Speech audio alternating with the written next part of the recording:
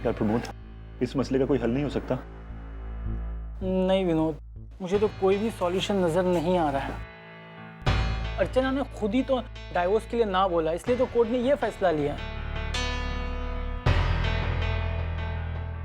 कैसा रहता है विनोद, पति पत्नी में से अगर किसी एक को भी संबंध बनाए रखने में इंटरेस्ट होता है तो कोर्ट इस तरह की मोहलत दे देती है जिससे सारी प्रॉब्लम सॉर्ट आउट हो जाती है। अर्चना और मानव के केस में भी कोर्ट ने यही सोच के 3 महीने का फैसला दिया है। अब कुछ नहीं हो सकता है। उल्टा मैं तो ये कहूंगा कि अगर कोर्ट के फैसले के बावजूद अर्चना मानव के पास नहीं जाती है तो बहुत बड़ी प्रॉब्लम होगी। एक तो कोर्ट की बेइज्जती होगी और कोर्ट कोई भी एक्शन ले सकता है। इसलिए मैं यही चाहूंगा कि अर्चना किसी भी तरह से मानव के यहाँ जाए। नहीं नहीं, मैं अर्चना को कभी वहां नहीं भेजूंगी। एक तो वहां का माहौल इतना खराब है और अब तो मानव श्रावणी के साथ शादी करने जा रहा है। प्रमोद दादा,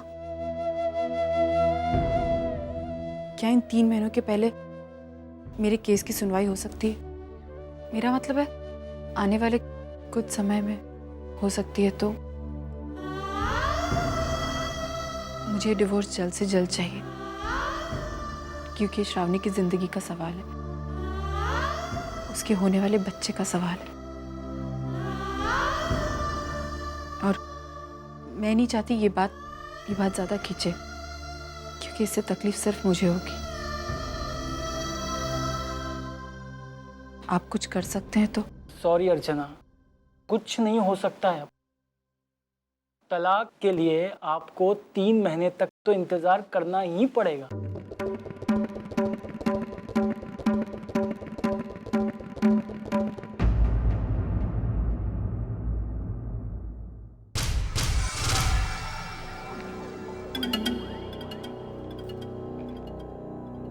विनोद, एक बात मैं तुम्हें पहले भी कह चुकी हूँ, आज फिर से कह रही हूँ, अच्छी तरह समझ लो। उस लड़की के साथ मैं इस एक छत के नीचे नहीं रह सकती हूँ। मंजू, क्या मंजू? विनोद, उस दिन हम दोनों के बीच में जो कुछ भी हुआ ना, उसके बाद तो मैं उसकी शक्ल देखना भी बर्दाश्त नहीं कर सकती।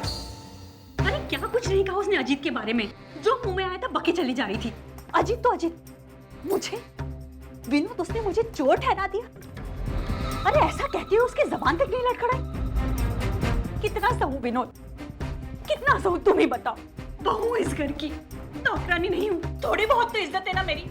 लेकिन तुम्हारी बहनें जब जी चाहे कीचड़ उछाल कर चली जाती है मेरे ऊपर। मंजू, कुछ दिनों की तो बात है। क्या कुछ दिनों की तो बात है? यही सोचकर मैं चुप बैठ गई थी। सोचा महारानी अपने ससुराल चली गई है, कम से कम रोज का आमना सामना तो नहीं होगा उससे, सुकून से जिंदगी कट जाएगी मेरी। लेकिन नहीं, महारानी अपना ससुराल छोड़कर फिर से वापस आ गई है। अब वही रोज का ड्रामा, रोज सामने आएंगी, रोज ताने कसेंगी।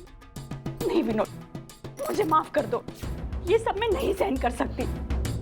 विनोद, माना कि कुछ दिनों में हमारा फ्लैट हो जाएगा, लेकिन मैं तब तक भी उस लड़की के साथ इस एक छत के नीचे नहीं रह सकती हूँ। क्यों?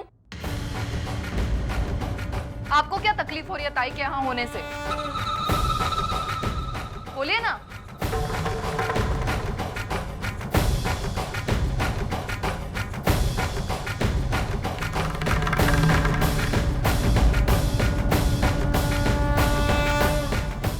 एक मिनट वाहिनी,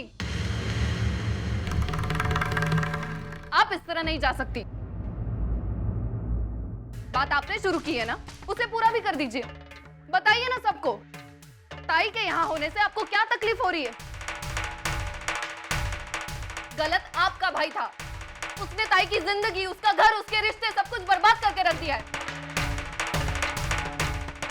और ताई ने थोड़ा सा कुछ कह क्या दिया, आपको प्रॉब्लम होने लगी? बिल्कुल सच पहचाना तुमने वर्षा, मुझे इस लड़की से प्रॉब्लम हो रही है क्योंकि इसने जो कुछ भी कहा है ना, सरासर झूठ कहा है। ना तो वो टेप सच्चा है, ना उसमें जो आवाज है वो अजीत की आवाज है। माना और उसके बाबा ने अपने आप को बचाने के लिए वही नहीं।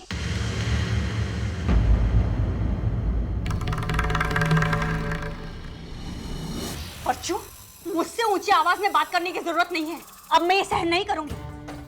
अरे हर बार ये नहीं हो सकता कि तुम जो बोलो वही सच हो। अरे मुझे तो तरस आता है इन लोगों पर और इन लोगों की सोच पर। एक छोटी सी कैसेट पर ये लोग आंख मूंद कर विश्वास कैसे कर सकते हैं?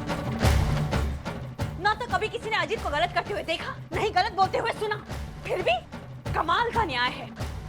करे कोई और बढ़े कोई। देखो मंजू, तुम नहीं आई, आज मुझे रोकने की कोशिश मत कीजिए, नहीं मुझे समझाने की कोशिश कीजिए।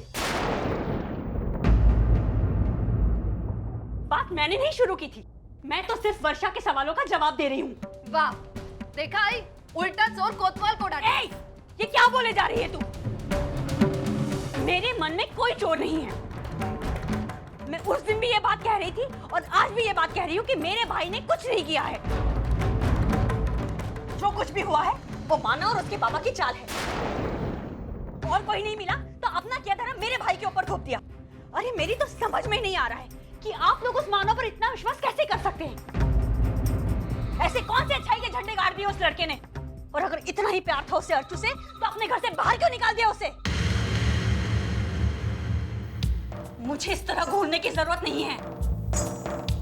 और तुम्हें क्या लगता है अर्चू, तुमने यहाँ पर आकर हमें जो रामायण सुनाई उस पर हमने विश्वास कर लिया?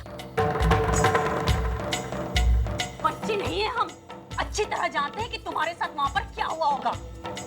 या तो उस मानव की आई ने तुम्हें धक्के मारकर घर से बाहर निकाला होगा, या उस मानव ने खुद तुम्हारा हाथ पकड़कर तुम्हें घर से बाहर निकाल दिया होगा।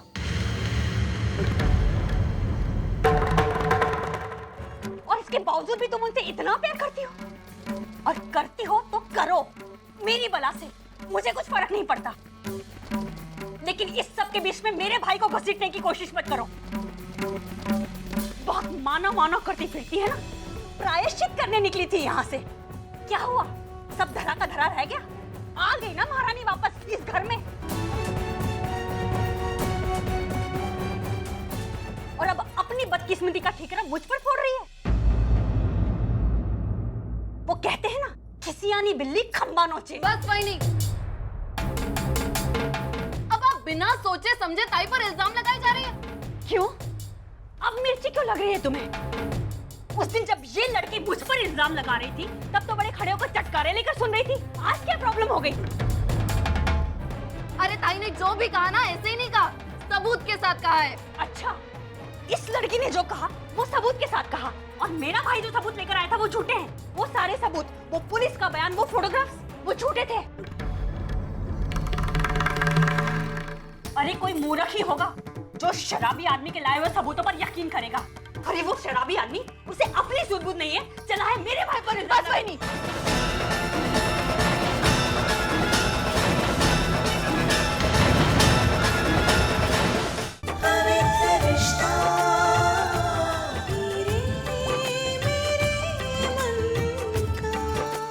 ZTV, आज लिखेंगे कल।